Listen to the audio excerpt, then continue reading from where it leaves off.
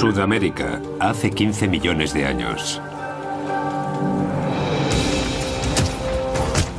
Una criatura monstruosa llamada ave del terror se erige como la reina de las bestias en esta zona. Tenían una cabeza enorme que utilizaban como arma homicida. Por primera vez en la historia, un ave se encontraba en el primer escalón de los depredadores de todo un continente. Y entonces, esas aves del terror recorrieron 11.000 kilómetros hacia Norteamérica. Aquí los amos son los lobos y los felinos de diente de sable, así que las aves del terror deberán ganar la batalla. ¿Quién ganará esta batalla épica? ¿Las aves del sur o las bestias del norte?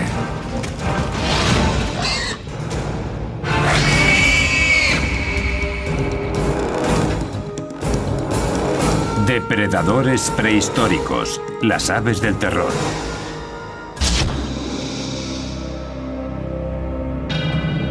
En las crónicas de la vida sobre la Tierra, los dinosaurios reinan como los depredadores más importantes de la historia. Durante 150 millones de años, rigieron el planeta a su antojo hasta su extinción hace 65 millones de años.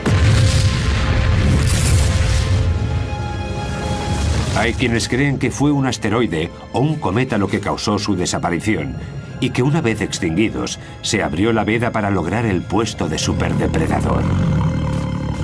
Los mamíferos adelantaron posiciones en gran parte del planeta, pero en Sudamérica las cosas no siguieron las mismas reglas. El istmo de Panamá aún no se había creado y el agua rodeaba el continente sudamericano. Fue el aislamiento lo que hizo que aquí la evolución siguiera un curso distinto. Constituía una isla enorme cubierta de sabanas rodeadas de bosques. En este lugar, los mamíferos eran en su mayoría herbívoros que iban desde grandes perezosos hasta extrañas criaturas armadas como los gliptodontes.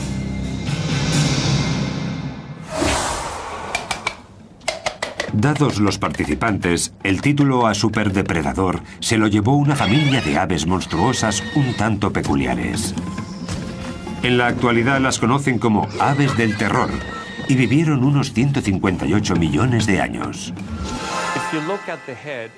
Como veis, la cabeza es enorme, como en todas estas aves terroríficas, por lo que podían golpear con muchísima fuerza a una presa potencial, que moriría prácticamente al instante. ¿Cómo habrían logrado conseguir esa fuerza unas aves? Se han encontrado restos fósiles de estos pájaros enigmáticos que ahora se encuentran en laboratorios científicos, pero los orígenes de las aves del terror siguen siendo un misterio. El registro de fósiles da algunas pistas, pero la investigación iniciada hace más de 120 años sigue en marcha. En 1887, el paleontólogo Florentino Ameghino escribió sobre un fósil que habían encontrado en la Patagonia argentina. Era un hueso de mandíbula que no presentaba dientes y que pertenecía a un cráneo de unos 60 centímetros. Dadas las dimensiones y según Ameghino, debía de tratarse de un mamífero. Tras varias investigaciones y sus posteriores descubrimientos, se dio cuenta de que se había equivocado. A los científicos les llevó otros 4 años identificar a aquellos grandes depredadores como aves. Las pistas clave las encontraron en el centro de los propios huesos fósiles. Luis Chiappe es uno de los expertos en estos pájaros más importante del mundo. Se dedica a estudiarlos en el Museo de Historia Natural de Los Ángeles.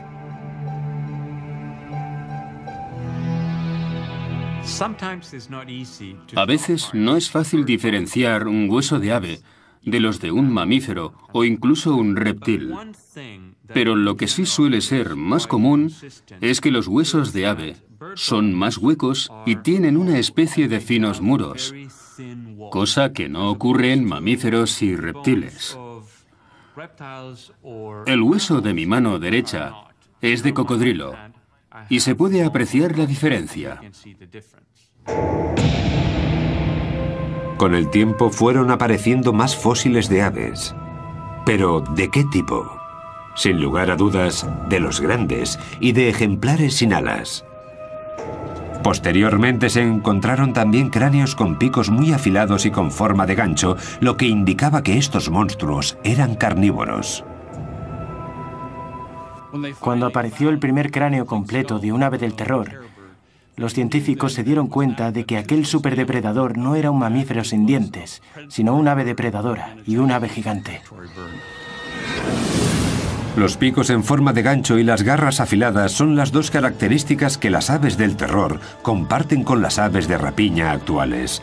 Solo que si tenemos en cuenta que medían hasta 2 metros y pesaban unos 180 kilos, estos pájaros dan mucho más miedo.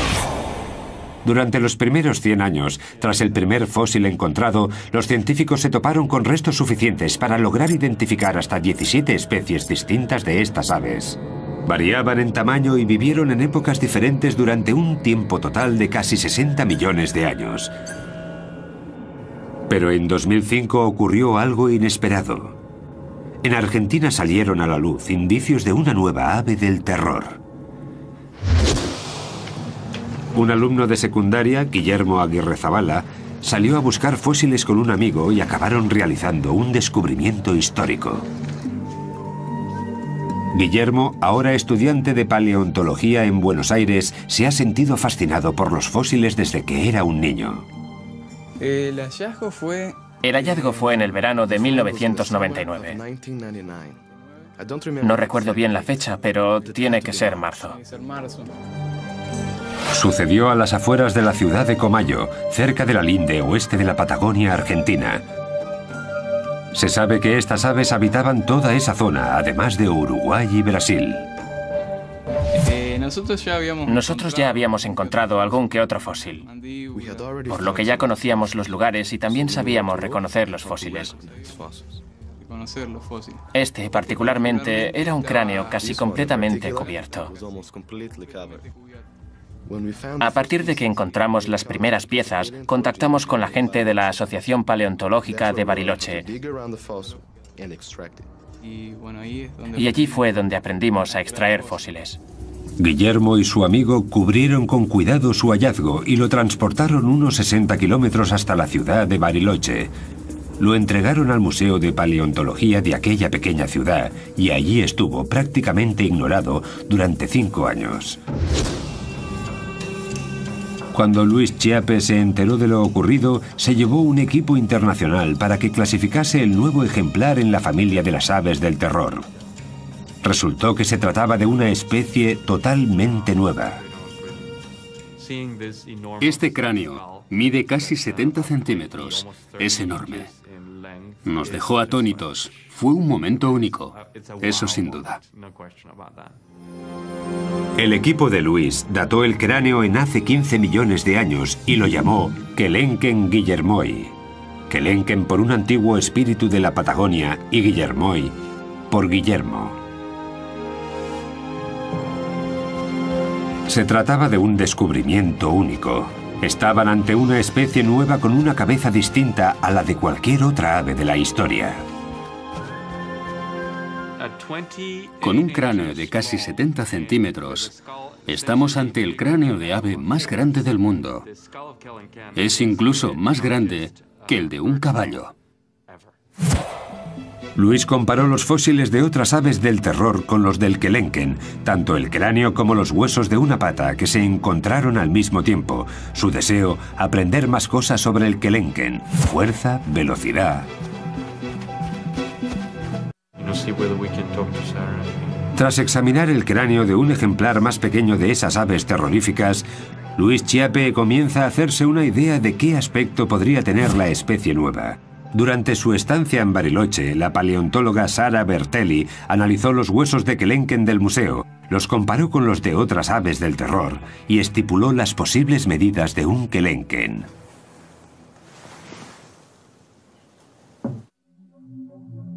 Aunque el cráneo era lo más espectacular del hallazgo, el hueso entero de una de las patas facilitó también datos muy importantes. Este es el hueso de la pata de Kelenken, que en humanos correspondería a los huesos fusionados desde el tobillo hasta los dedos del pie.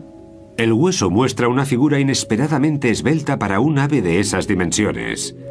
Algunas de las otras familias de aves del terror eran mucho más gruesas y se cree que tendían emboscadas a sus presas. El kelenken era diferente.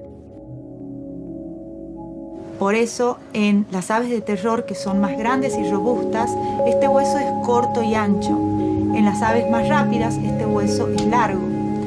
Y esta es la condición de kelenken, por lo cual nosotros pensamos que era un corredor. El kelenken está entre las aves del terror más altas y rápidas. Pesaba alrededor de 180 kilos y medía unos 2 metros de alto.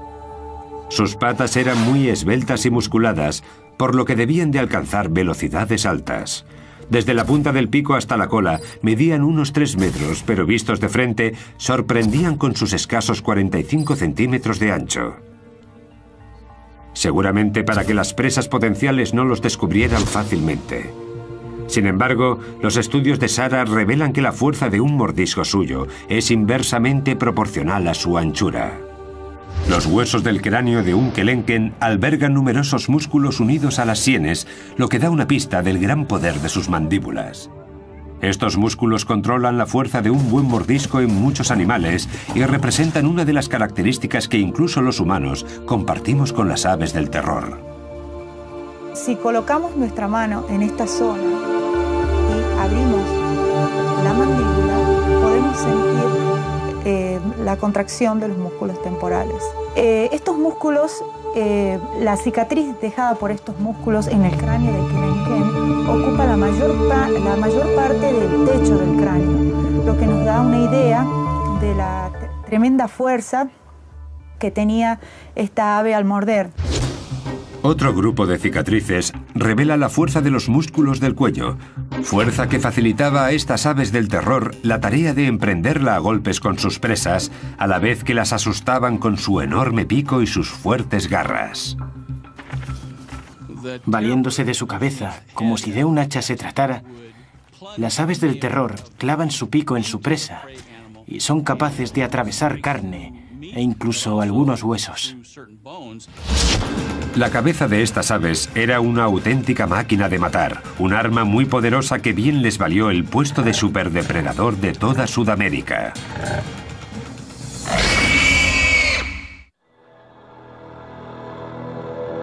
En Sudamérica, el cráneo de las aves kelenken traen de cabeza a los investigadores que las estudian. Los fósiles encontrados de esta especie demuestran que lo usaban como arma homicida en sus ataques. Pero la tecnología actual también nos muestra cómo funcionaban dichos cráneos. Esto os va a gustar.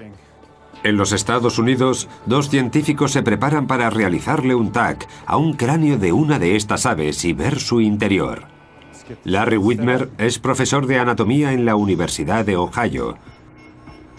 Con él está Bob Chandler, especialista en aves del terror de la Universidad Estatal de Georgia. ¿Qué vamos a hacer? Intentaremos alinearlo para que quede centrado antes de proceder con los rayos X. Así el láser lo recorrerá completamente de arriba abajo. Listo. El proceso parte del cráneo de un ave del terror y le da la vuelta. No tarda ni un minuto, pero las imágenes resultantes dan pistas de la naturaleza de aquellas aves y de cómo vivían y cazaban.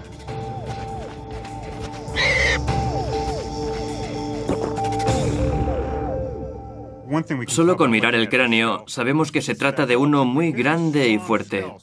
También se aprecia este pilar delante de la cuenca de los ojos, un pilar largo y fuerte. En la zona correspondiente a las mejillas hay una especie de barra bastante gruesa que nos sugiere que el cráneo en sí estaba diseñado para dar y soportar fuertes golpes.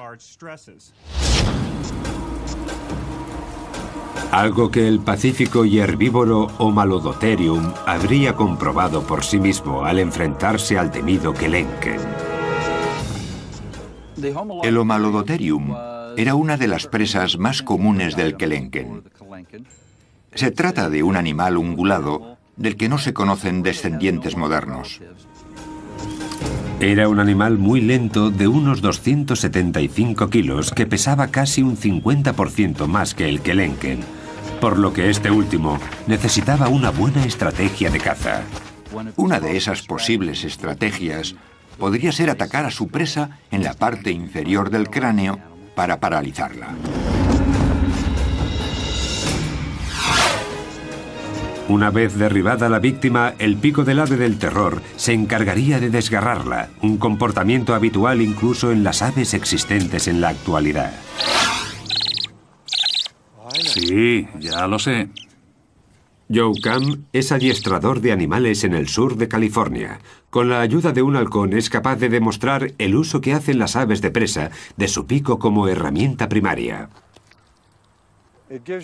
Nos da una idea de cómo se ayudan con el pico. Básicamente, lo hunden en el cuerpo de la víctima como si la estuvieran apuñalando. Posteriormente, con la parte inferior cortan y con la superior logran desgarrar grandes trozos de carne. Utilizan el pico al igual que los humanos nuestros incisivos. Para ellos es como si fueran los dientes.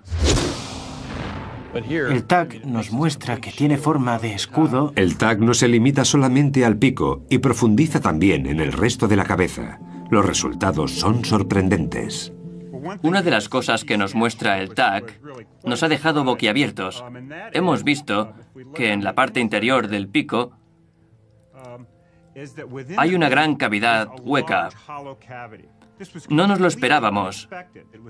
Está completamente hueco y no entendemos a qué se debe esta estructura totalmente vacía. En mi opinión, creo que esa cavidad hueca podría funcionar como caja de resonancia. Puede que le sirviera para emitir una especie de sonidos como traqueteos, que al mover sus mandíbulas, el sonido resonara en esa cavidad. Al parecer, ese traqueteo les resultaba familiar a los residentes de las sabanas prehistóricas, pero ¿cuál era su función? ¿Era un ritual de apareamiento? ¿Una señal de alarma? El tag no puede dar respuesta a esas preguntas, pero sí confirma que aquellas aves oían a la perfección estos peculiares sonidos.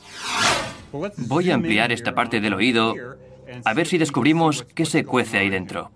No hay restos de tejidos de estas aves, pero los espacios huecos que dejaron sus órganos, como el cerebro o el oído interno, nos muestran cuál podría haber sido su apariencia con bastante detalle.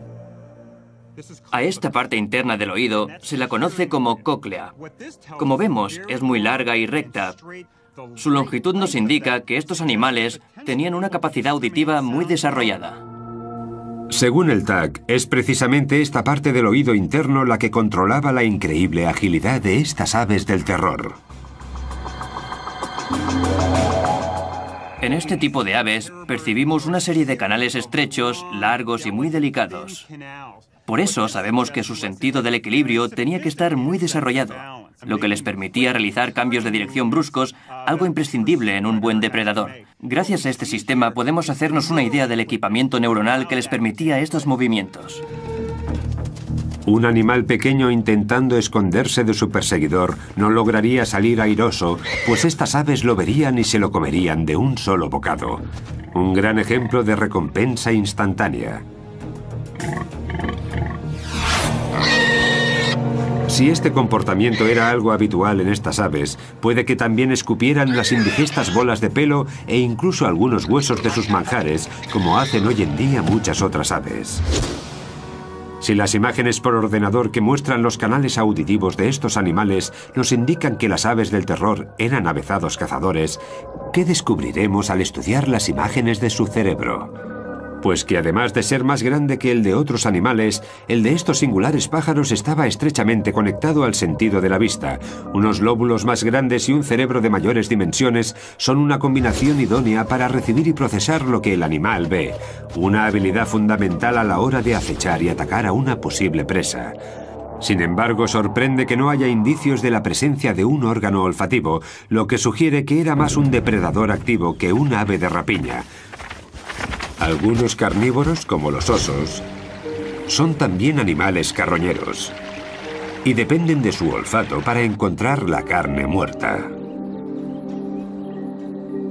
El tag indica que las aves del terror no pertenecían a ese grupo.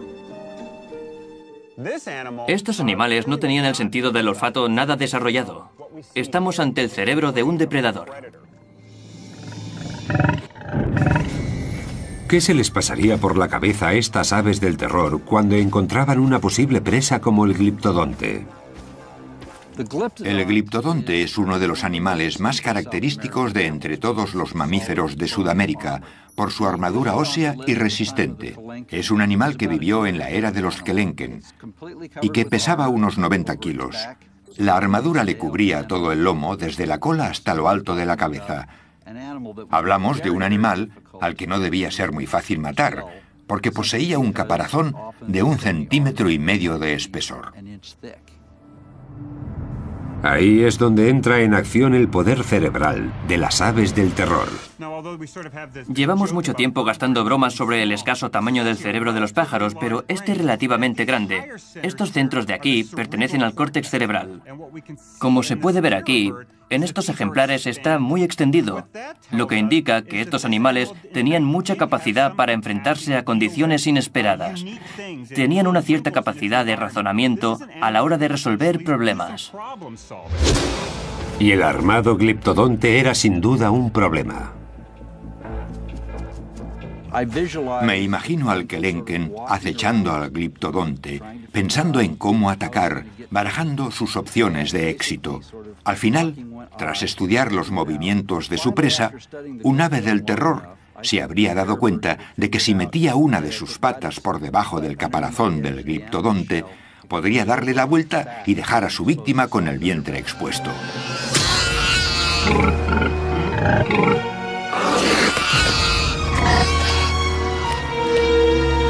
Sudamérica era el paraíso de las presas para los Kelenken y su familia. Al tratarse de un depredador activo y con un peso de unos 200 kilos, estas aves tenían que ingerir entre 10 y 15 kilos de comida al día. Y este aislado continente se los proporcionaba, por lo que estas aves del terror vivían en su propio jardín del Edén. Estamos hablando de grandes cantidades de posibles víctimas y de muy poca competencia para los Kelenken, pues muchos de ellos eran de enormes dimensiones. Pero nada es para siempre. Nuestro planeta está constantemente cambiando y el paraíso remoto de estas aves empezó a resquebrajarse al ritmo de las erupciones volcánicas.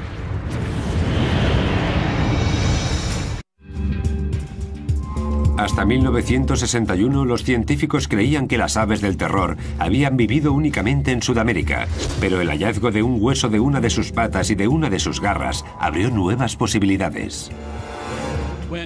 No se lo creían.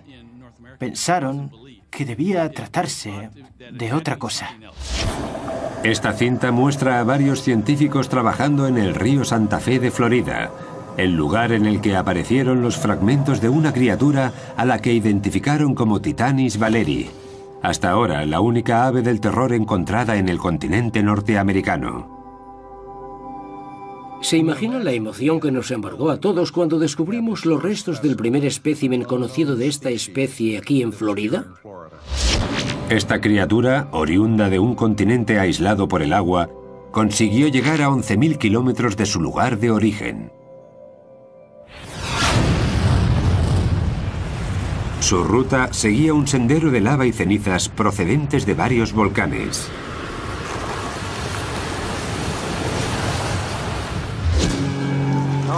Este es un hermoso fragmento de ceniza procedente de un volcán. En el centro de Oregón, el geólogo Greg Retalak le muestra al paleontólogo Jordi Dackler la rapidez con la que un volcán puede cambiar el paisaje. Es un tipo de roca volcánica muy poco habitual. Retalak afirma que el depósito de Oregón se creó debido a una erupción antigua en la zona del Cinturón de Fuego del Pacífico, una zona con más de 400 volcanes que abarcan el Océano Pacífico desde Nueva Zelanda a Chile. Ese anillo toca también a Panamá, por donde Norteamérica y Sudamérica habían estado separadas por agua. Ambos continentes se unieron debido a una gran actividad volcánica que tuvo lugar en el Istmo de Centroamérica cuando aquellas magníficas aves del terror se encontraban en plena peregrinación. La conexión entre ambos continentes se formó a partir de la lava volcánica que salía del fondo del mar, así como de las placas tectónicas que se levantaban hacia la superficie. Pero la historia no se acaba ahí. Las selvas endémicas de Centroamérica no constituyen un lugar al que las aves del terror hubieran migrado sin más. Pero los depósitos de ceniza volcánica entraron en juego.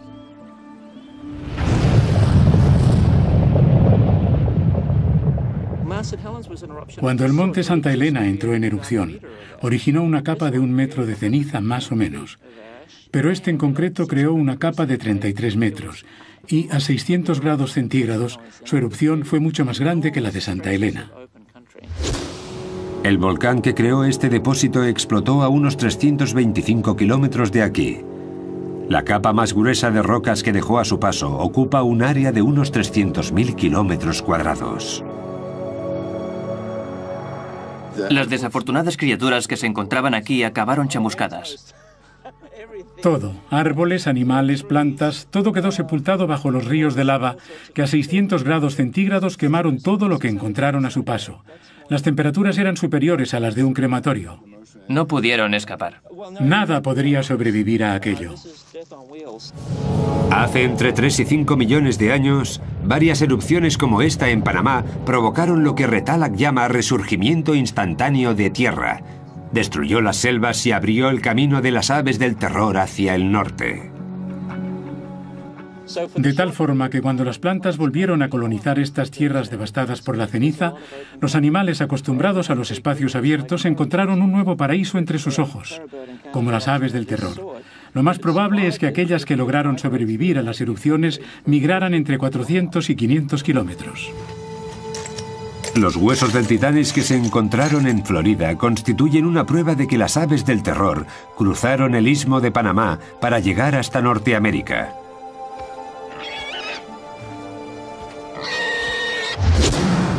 Cuando los volcanes cubrieron el hueco que había entre ambos continentes, Panamá hizo de puente de unión.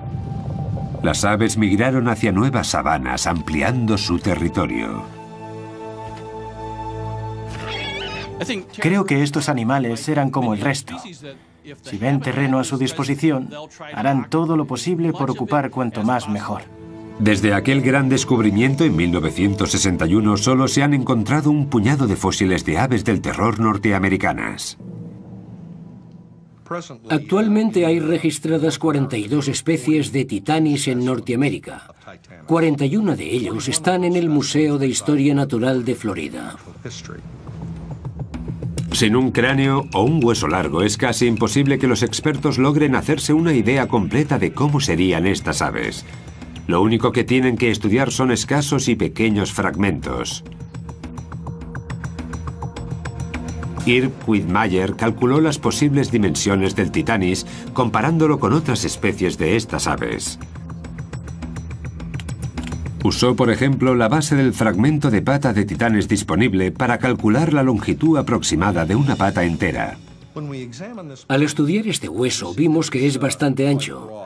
Una base así tiene que haber sostenido un hueso largo y un ave considerablemente alta. Para verlo mejor vamos a jugar con estos trozos de plastilina y un par de reglas. En una base más pequeña, esta estructura se habría caído. Por eso necesitaba una base más grande para sostenerse en pie. Es decir, base grande, hueso largo, pájaro grande, base pequeña, hueso más corto, pájaro pequeño. El juego numérico de Quidmayer implica también comparaciones entre 16 especies diferentes de estas aves. Incluso analizó una chuña sudamericana, el pariente vivo más cercano a las aves del terror. Estos estudios dieron como resultado las dimensiones del esqueleto metálico de Titanis que se construyó en el Museo de Florida, la primera visión general de un ave del terror.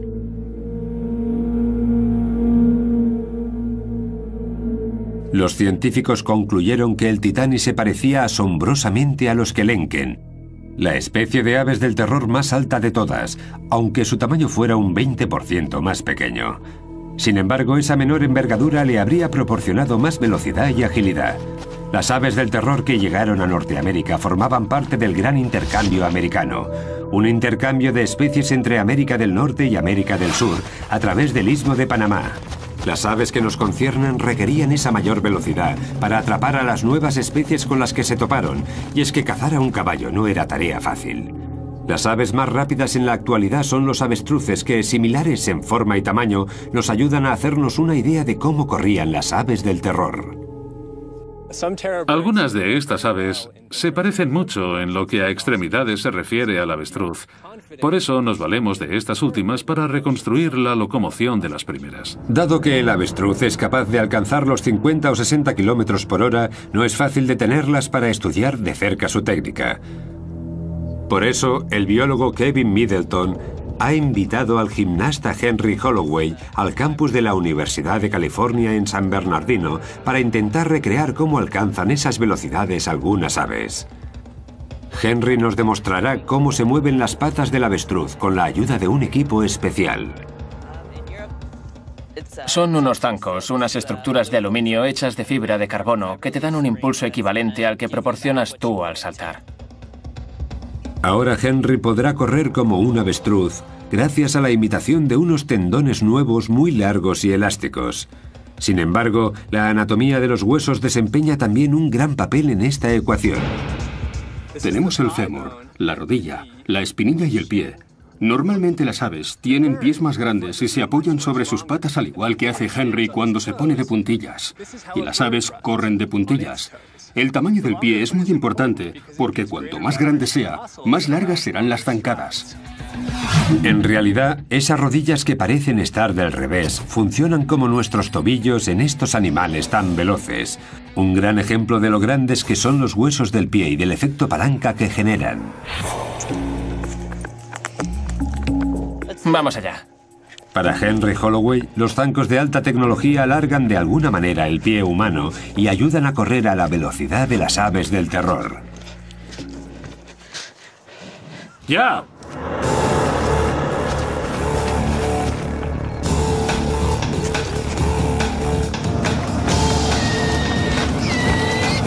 Da zancadas de 2 metros y alcanza los 37 kilómetros por hora.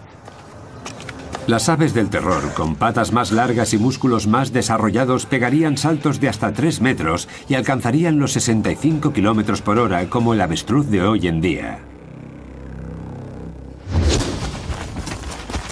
En una carrera de alta velocidad, el Titanis debía seguir el ritmo de un caballo si no quería que éste le diera una buena coz. Las aves del terror tenían buenos reflejos y arrancaban con facilidad.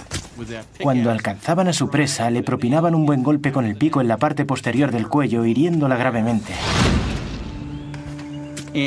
Cuando el animal hubiera muerto desangrado, atacaría de nuevo para despacharlo finalmente.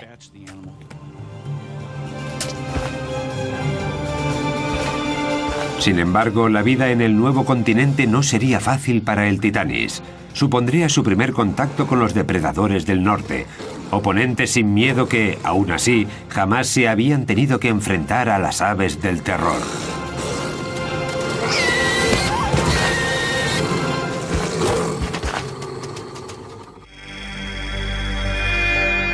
Hace alrededor de 5 millones de años, en lo que ahora se conoce como el sureste de los Estados Unidos, un recién llegado misterioso se alimentaba de caballos primitivos.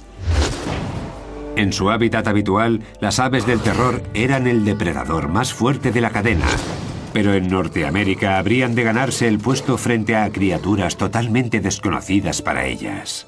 En la misma época en la que vivía el Titanis en América del Norte, había un animal parecido al lobo llamado lobo Edwards.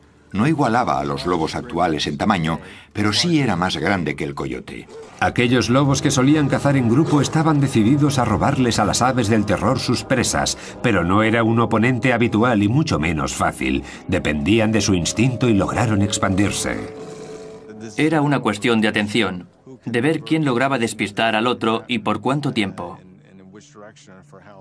Si te despistas y tienes que enfrentarte a un lobo, seguramente no tengas muchas opciones de aprovechar tu energía y mantener a los demás a raya.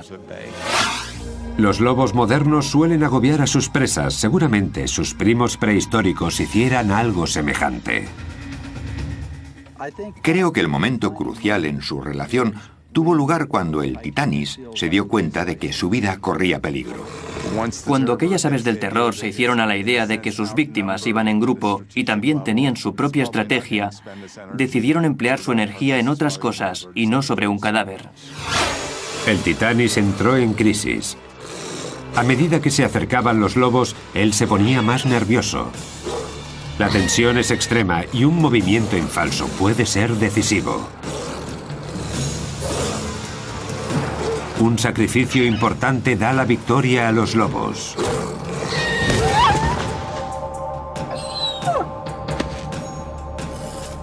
Con la lección bien aprendida, las aves del terror ceden. Su inteligencia las ayudará a cambiar de estrategia de caza. Estoy seguro de que la primera vez que una de aquellas aves terroríficas se encontró con una manada de lobos, se dio cuenta de que no merecía la pena enfrentarse porque acabaría perdiendo la batalla. Cambiaron de estrategia, empezaron a evitar los encontronazos. Si mataban una presa, vendrían los lobos inmediatamente y las aves no querían convertirse en parte del menú. Los depredadores constituían también un peligro para los huevos de estas aves. Los científicos creen que debían de ser similares a los huevos de avestruz, también manjar de los depredadores actuales. Hoy en día, muchos depredadores logran mantener alejados a los avestruces de sus huevos. Sin embargo, los depredadores prehistóricos habían de esperar a que las aves del terror se despistaran de sus nidos. Si estos huevos se parecían a los de avestruz, ¿eran muy resistentes? Para comprobarlo, colocamos una tabla de madera sobre un único huevo de avestruz y vamos añadiendo pesas de hierro, 10 kilos cada una. La tabla concentra todo el peso en un punto, pero, aún así, el cascarón soporta la presión hasta un total de 80 kilos. Después se rompe. Sin embargo, es una fuerza ilusoria. Si ese mismo huevo se cayera desde una altura de 60 centímetros, rompería al instante, y lo mismo si chocaran dos huevos. A un lobo Edwards no le costaría mucho cascar un huevo de un ave del terror para poder degustar el manjar de su interior. Pero tampoco era el único depredador norteamericano al que debía enfrentarse el Titanis. Entre los más peligrosos contamos al Smilodon gracilis, un antepasado de los felinos de dientes de sable. Estos últimos harían su aparición en el planeta en la era siguiente. Un enfrentamiento entre un guepardo y un avestruz reflejaría cómo los felinos prehistóricos evitaban enfrentarse a un ave del terror adulta. Sin embargo, con los polluelos la historia era otra. Si pensamos en una hembra de paseo con sus polluelos, no nos costará imaginarnos a una de las diminutas crías rezagada del grupo. Es justo ese el momento que aprovechan los felinos para saltar sobre ella, agarrarla y comérsela. No tan rápido. La madre entra en acción. Si el felino no logra escapar, se preparará para atacar a su oponente. Con las garras intentará alcanzarlo en el pecho. Sin embargo, el ave va mejor armado. Su enorme cabeza será su mejor aliado y el felino resultará herido de muerte a cabezazos. Aunque es demasiado tarde para salvar al polluelo, que falleció desnucado.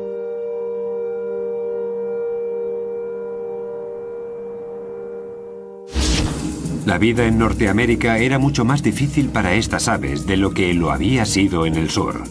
Aquí los depredadores eran múltiples, entre ellos felinos y lobos, que seguirían evolucionando hasta convertirse en las superbestias del futuro.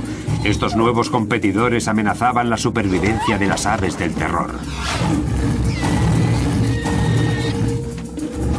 El Titanis estaba en peligro de extinción.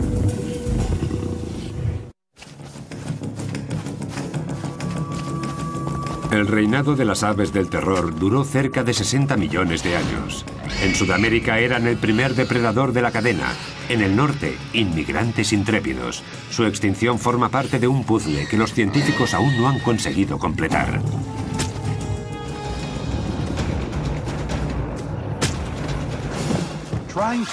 Todavía no hemos encontrado una explicación sencilla que justifique la extinción de estas aves, y no será fácil.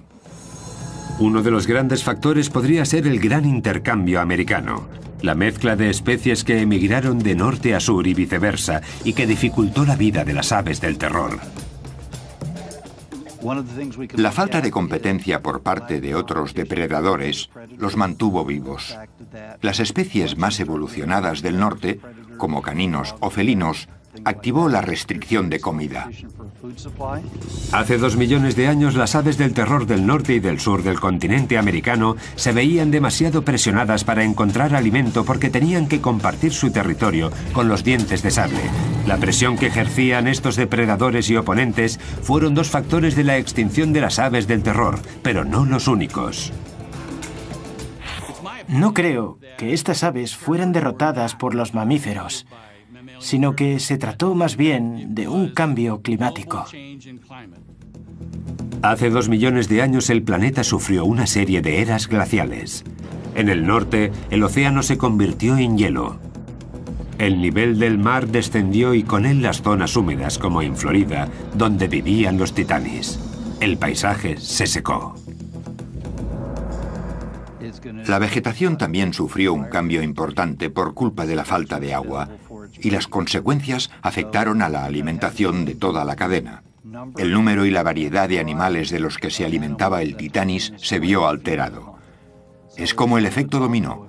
Es como si el cambio climático originó la extinción del titanis. En Sudamérica, los Andes continuaron el ascenso que habían comenzado hacía millones de años. Cada vez más bloqueaban las lluvias y las sabanas se fueron convirtiendo en secas estepas. Las aves estaban cada vez más afligidas. Medio ambiente, peligro, competencia. Todos ellos son posibles sospechosos en el misterio de las aves del terror sobre por qué su largo reinado acabó en completa extinción. ¿Fue solo uno? ¿Una combinación de los 3? Demasiado pronto para saberlo. Pero es precisamente ese el reto al que nos enfrentamos ahora los científicos. Ampliar los datos que tenemos de estos animales y entenderlos un poco mejor. Seguro que al final logramos averiguar por qué ya no están entre nosotros. El epílogo de la historia de las aves del terror se está escribiendo aún ahora en las excavaciones de Florida.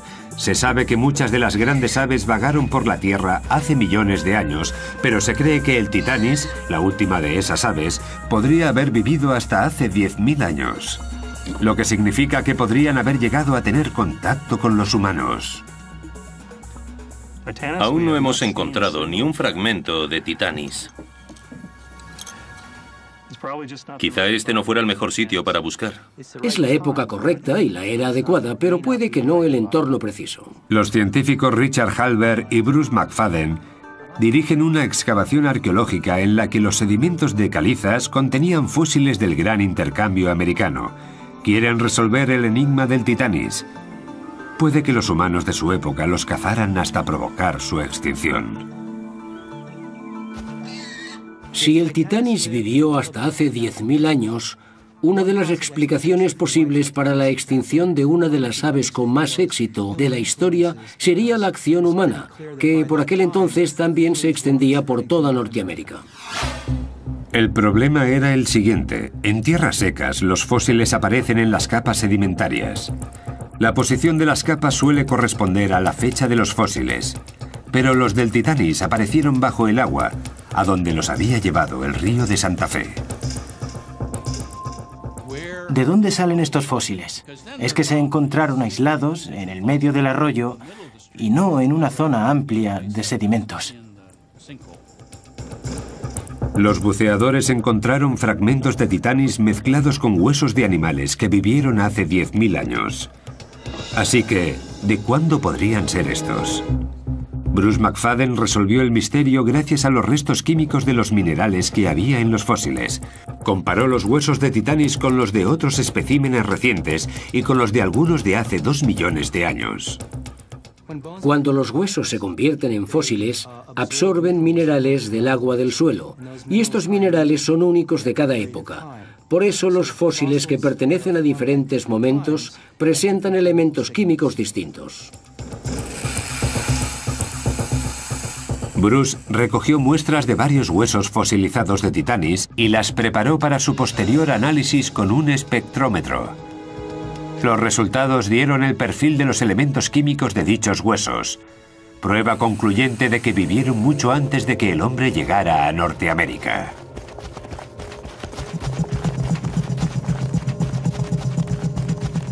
Hay dos patrones básicos, uno de ellos los que tienen alrededor de 15.000 años y el otro para los huesos que representan a los animales de hasta hace 2 millones de años. Y el Titanis pertenece a este grupo.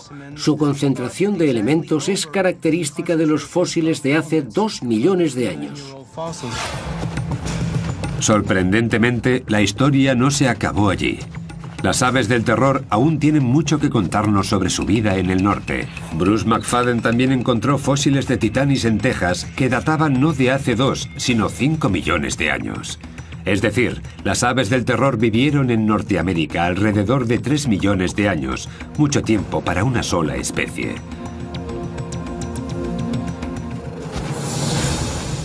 Una gran señal de adaptación para una familia de depredadores espectaculares. A pesar de contar con numerosos competidores, el Titanis fue el legítimo sucesor de las grandes aves del terror.